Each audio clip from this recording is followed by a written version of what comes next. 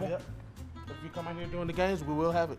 All right. I didn't know you were such a burger lover. I mean, so. Okay, I love anything food. All right. Let's go ahead and lift the curtain. So we're out here wearing the same shirt because we're shooting a promotion spot together. That's right. That's right. And she said, if I'm going to have to shoot a promotion spot with Buck, he better feed me a burger. Did you not? You're making me sound like a diva. But I did say that. I said, I'm only doing it if he's bringing burgers. And I said, okay.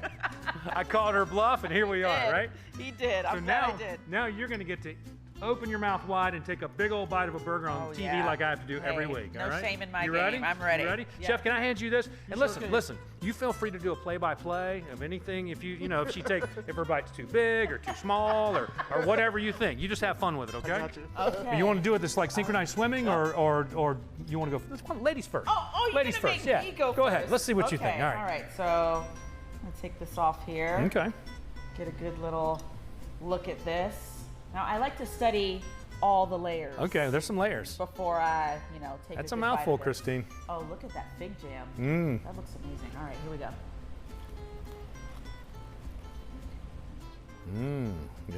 Don't give us a reaction yet. I want you to think about it for a second, okay? Take it all in. I'm going to go ahead and try one too. Here we go. The Napa burger, right here. What do you think of her bite? Oh, it was a great bite. She got all the flavors in one. You ain't seen nothing yet, Chef. Watch this. Here we go. Oh, wow. Oh, wow.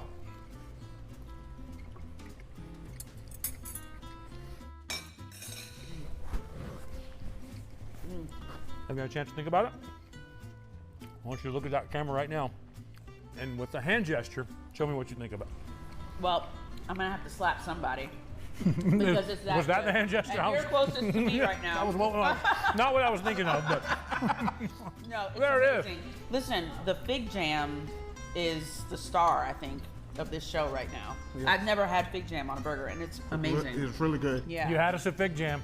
Chef, thanks a lot. You give it a thumbs up? There's another one right there. All right, we'll see you at brunch. Hey, wear your red shirt, okay? Okay, I will. All right? I got it. All right. The memo. There we go. Well, thank you again for watching Burgers with Buck Second Helping as we look back on some of our great burger memories through the years. If you've got a favorite that you'd like to see featured, just let us know. Follow us on Instagram at Burgers with Buck, and don't forget to watch Burgers with Buck Friday mornings at 8:20 on Good Day Atlanta. And until next time.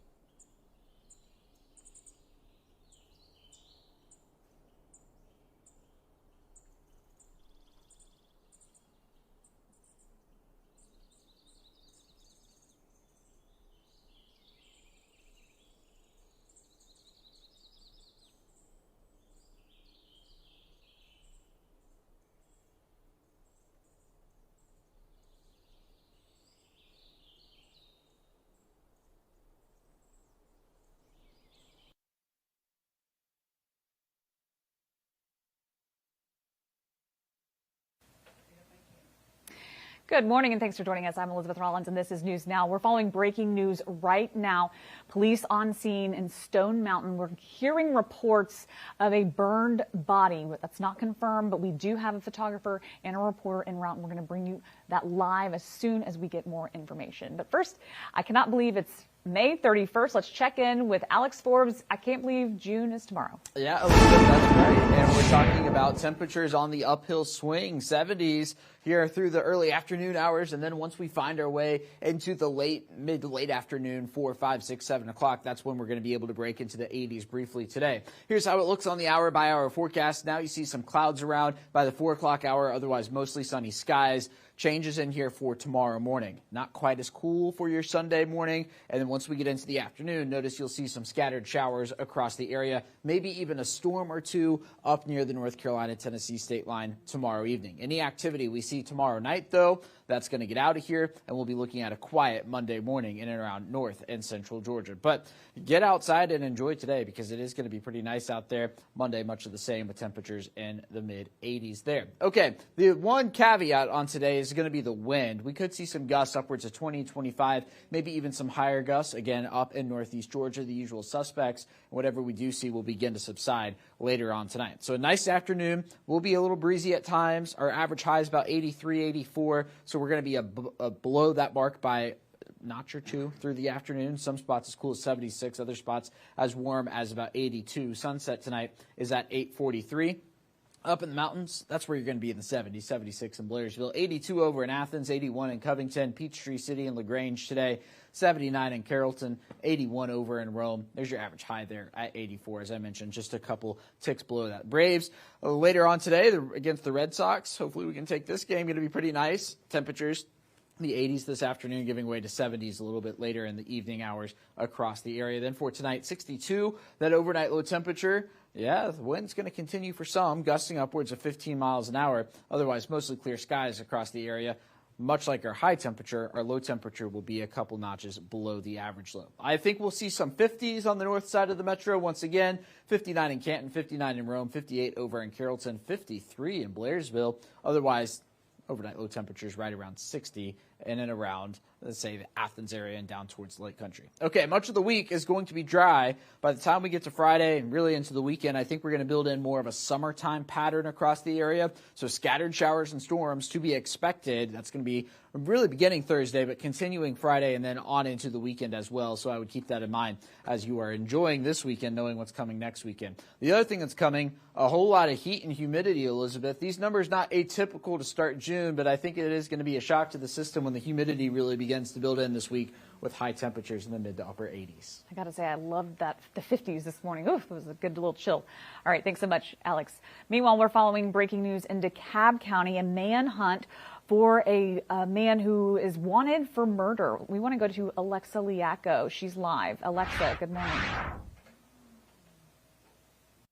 Exactly right. Chamblee police are asking for the public's help in finding 31-year-old Jeremiah Clanton. We want to show you a picture of him.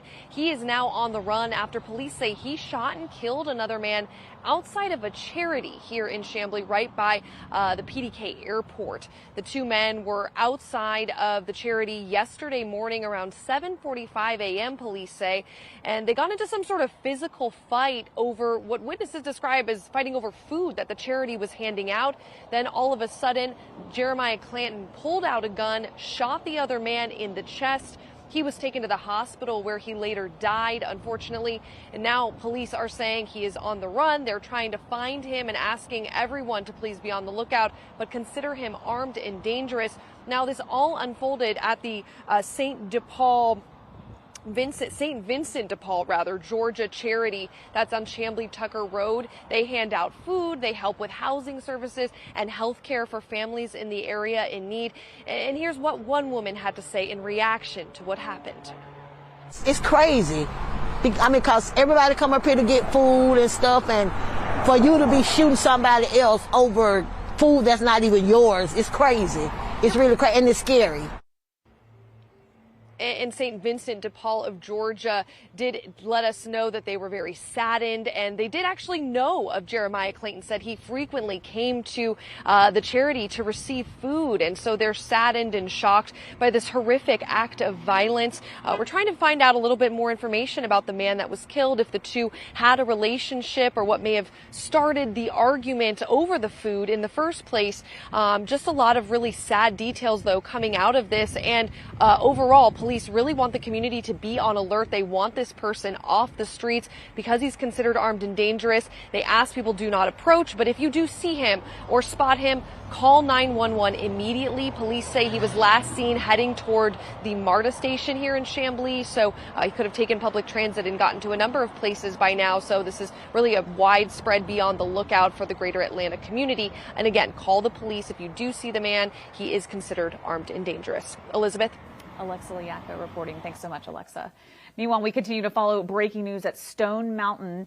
Police on scene. We're hearing reports of a burned body that's not confirmed. We have reached out to DeKalb Police, Stone Mountain Police, multiple agencies We're trying to get more information. We have a photographer and a reporter headed to the scene. We'll bring that to you live as soon as we can. We're going to take a short break. We'll be right back.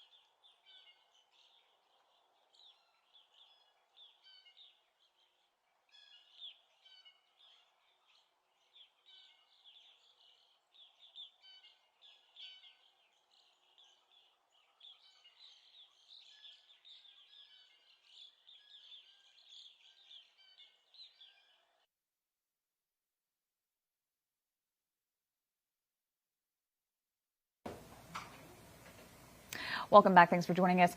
We are following right now a memorial that's being held at Georgia Tech for the Atlanta Hawks legend, Dikembe Mutombo. We want to go to our Lindsay Tuman live. Lindsay, good morning.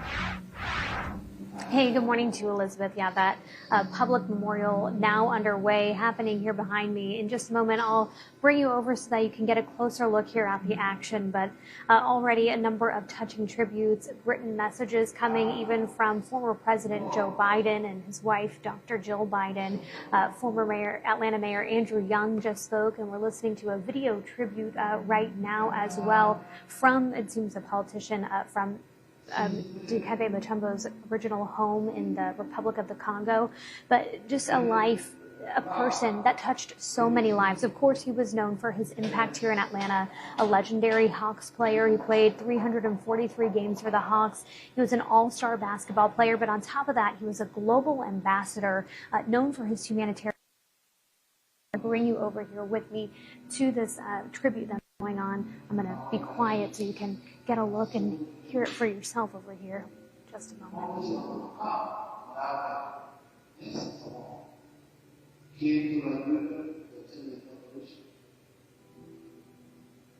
Show hands.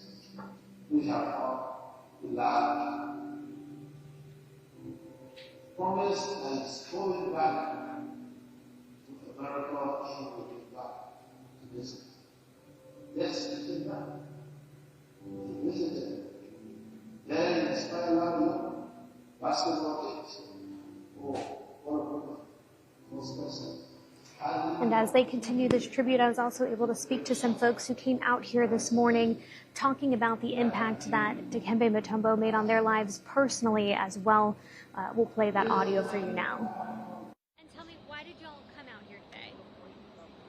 Ooh, well, just to pay respect to a great man who's done wonderful things, has impacted not only the city, the state, but global, yeah. It's so incredible to think about his legacy. Of course, basketball on the court, an icon, but across Atlanta, what he did for the city and around the world. I mean, truly a humanitarian in every sense of the word. Very much so. An ambassador, yeah.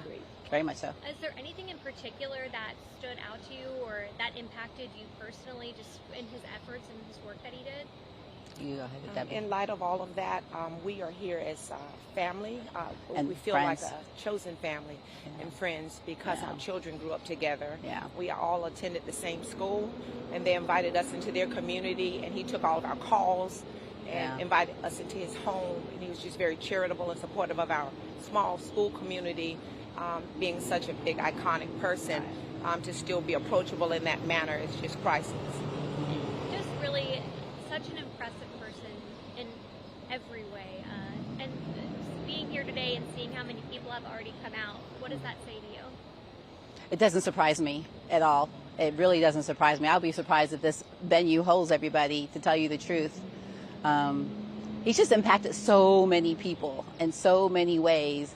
And he was a very kind and humble person, and not a braggadocious person, right? So he was truly a gentle giant and very humble. Is there anything else that you want to add or make sure that, we're telling folks? Well, he was a great father. Yes, great father, husband, and father to all of our kids. Right. He's just a great person. Just happy to be here to celebrate. He's missed, deeply missed.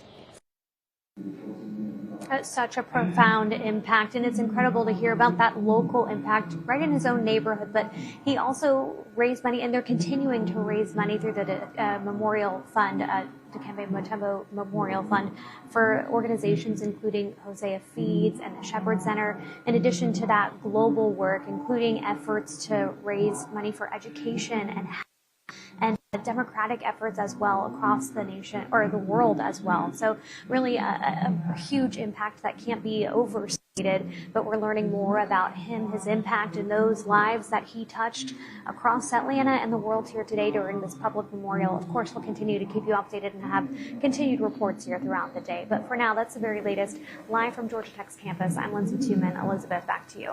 Thanks so much, Lindsay, reporting. All right, we continue to follow breaking news at Stone Mountain. In the last 5 minutes, we have confirmed with DeKalb County Police that a hiker found a body under a ledge.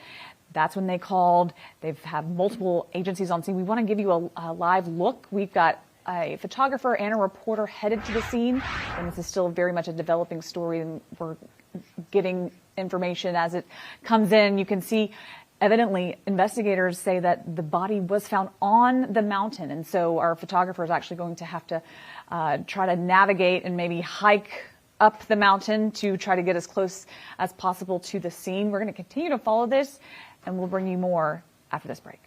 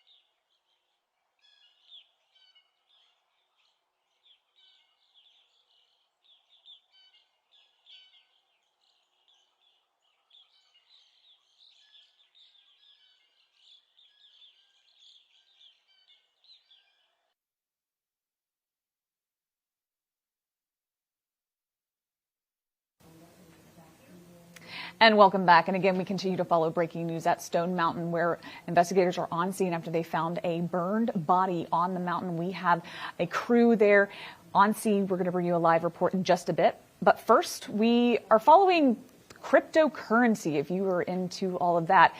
Evidently, crypto scams are now on the rise. I spoke to Bazail Raviv with the Lionsgate Network. So talk about, this is, we're seeing a huge increase in crypto scams. What do you think is contributing to these, to this increase, specifically in Georgia?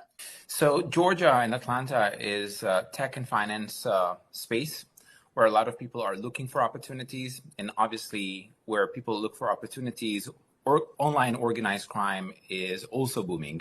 They investigate territories before they intercept, and we are seeing incredible spike in the Atlanta and Georgia area since 2025, the beginning of the year. There is an incredible spike.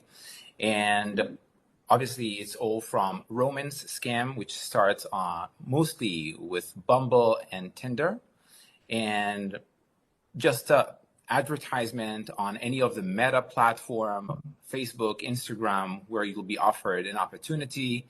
And a lot of people believe these spaces are monitored and controlled, where in fact they have been breached a long time ago. So what do consumers need to know about when it comes to investing in a reliable crypto account or institution versus one that's fraudulent? That's a great question, Elizabeth. So we want to say you must verify the sources before you engage. Because once you've engaged, the recovery process is very complex. It is possible, however, very complex. So prevention is, in fact, one of the keys points with Lionsgate Network. We have introduced the prevention kit, where we will check and verify opportunities for you before you will send that send button. So you're not engaged with something that will take a while to recover from. And there's obviously no guarantee that there is a recovery. So we want to be able to offer that firewall between online users that want to enjoy opportunities and obviously opportunities that are fraudulent. Okay. So if you have, let's say you have lost money, how do you know whether it was in fact a bad investment or maybe it was a result of fraud or a scam? So if you believe that you've been scammed, you're probably right. Because you will see red flags all across the communication and throughout the relationships. We hear from clients that they are being offered to pay a fee in order to withdraw funds. That's a red flag. We see that obviously the website is not functioning and there's no record on the company anywhere. That's a huge red flag. So there are many red flags. So if you sense that something is wrong, you're probably right. So how exactly are these scammers operating right now? I think you kind of touched on it already, but just so people are aware. So online is where they interact, right? Organized crime has migrated from street corners since COVID to, in fact, online social media platforms. Mm-hmm. We have made an extensive research about where scammers prefer to interact with victims. As I've mentioned, Meta platforms are the number ones. We are seeing LinkedIn as the new space where scammers are doing a lot of work. Of course, the online dating website, specifically Bumble, we have registered a $23.5 million case that started with a simple hi on Bumble. And therefore, these spaces are the most targeted one by scammers. And that's scary because people trust LinkedIn almost almost they trust it a little bit more than other platforms because it's where, you do business, right? And the paradox is that we freely share all the private information there.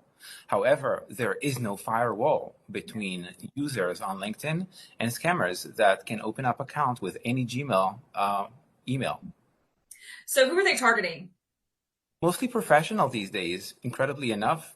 Professionals are very smart in their scope of business, but outside that scope, they want to buy crypto. They want to enjoy investments. They want to share it with their friends, right? There is an incredible FOMO to invest in crypto with the numbers that we see spiking from month after month with Bitcoin rising and rising. Therefore, they're targeting professionals who want to interact. They're offering them opportunities that looks very, very, I would say, professional and legitimate. Some of them are facilitating something incredibly sophisticated that we've seen dozens of cases since 2 weeks ago, and that is related to the Coinbase breach, where they will contact you as if it's Coinbase support, because their information was breached, the database of Coinbase was breached, and they will know everything about you, and they will alarm you that there is a problem with the account and you'll need to move your money as soon as possible. By the time you have moved the money, you then realize it was no one from Coinbase, the actual Coinbase, the American corporate. And that is a huge trust burden with users of Coinbase currently.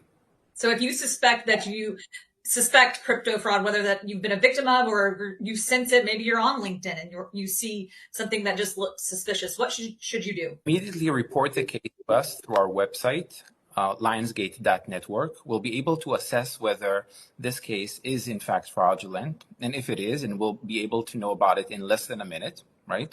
We'll be able to verify it very quickly. We can use our comprehensive blockchain softwares to trace the funds and then request a subpoena from law enforcement agencies through your local law enforcement or federal.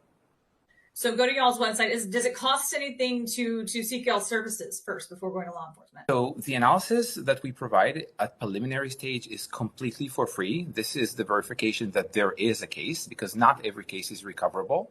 If we see that the funds have been traced out of blockchain, meaning turned into cash, or are with non-custodian wallets, there is not much to be done as far as law enforcement, and we'll only give you for free the prevention kit, which will allow you not to be targeted again, because we see that if you've been targeted, God forbid, you have 80% chances to fall into another case again, because right now you're on their database, right, where they'll keep on pushing different scenarios at you.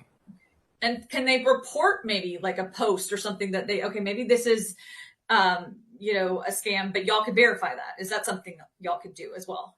Absolutely. So awareness is one of our features in the company, and we want to introduce new cases, new scenarios, new companies, air quotes, that are targeting innocent people. And the moment we have flash the information out, the chances for other people to fall for scams with them is very small. However, they are very sophisticated, as they have 10 other brands that are on a waiting list to be proposed to more and new victims. Anything else you want consumers to know, especially here in Georgia, where it's clearly on the rise? The best way is to verify and remember that in today's world, you are your money and you are your bank. So if you leave that with you and you don't trust anyone else, right? If you trust your own verification nature, as we normally have, then we will be able to smell problems from afar and not engage with cases where we'll need to recover the funds, and we'll go through the journey that is not so simple. All right. Thank you so much for joining me. I really appreciate it. Some good tips for our viewers out there. Again, some great information. If you are into cryptocurrency, make sure that you are staying safe and not getting scammed. We continue to follow breaking news at Stone Mountain, where investigators are on scene after finding a body on a ledge on the actual mountain. We have a crew on scene. We're going to have a live report right after this break.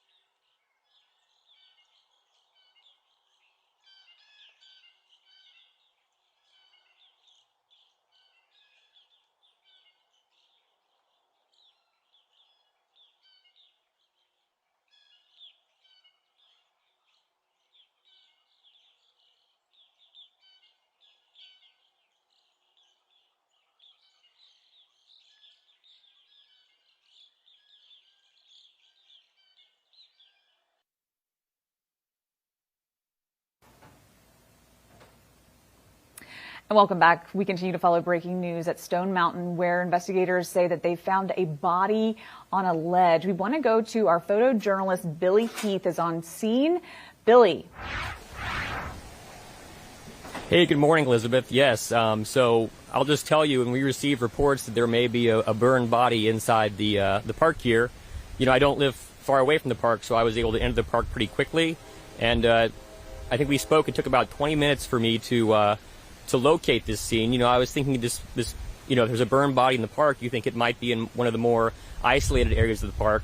And I was very surprised to find out that this burned body is actually on top of Stone Mountain. And you know, Stone Mountain Park is one of the most popular parks in the state of Georgia as far as people visiting the park per day. So I'm here on scene. I'm seeing GBI at the foot of the mountain. It looks like GBI, of course, had to take their equipment up via skylift. And there are members of the Stone Mountain Park Police Department and also members of the Stone Mountain Park Fire Department here on scene. So much, Billy. We continue to follow this breaking news. We hope to bring you more at noon. Thanks for joining us. We'll be back in just about 30 minutes. Y'all have a great Saturday.